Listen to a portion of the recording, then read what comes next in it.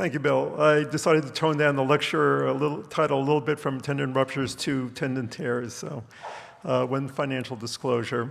So next few minutes we're going to be talking about tendon tears. I wanted to start out with a few anatomic considerations, since it's good to know the anatomy and how to scan tendons and look at what normal and abnormal look like.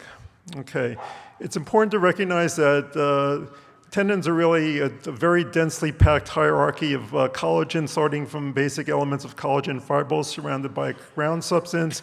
And then you see this hierarchy of tendon fibers and subfascicles at the various levels, ultimately to be condensed into a very highly densely packed collinear structure surrounded ultimately by a synovial-lined sheath or fibroadipose connective tissue. This confers very high tensile strength to these structures. The second important thing to recognize is that most of the tendon tears that we're going to see really occur near the sites where tendons insert on bone.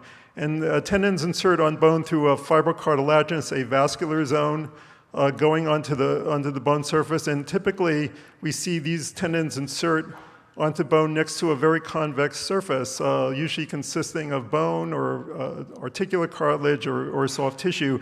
And this has the property of redistributing the stress load on the tendon, actually producing a property known as stress shielding, whereby the tensile load on the tendon is actually reduced by compressive forces along these convex surfaces. So that can be predictive to some extent, but it also can produce tendon damage, as we'll talk about in a few minutes, by continuous repetitive loads.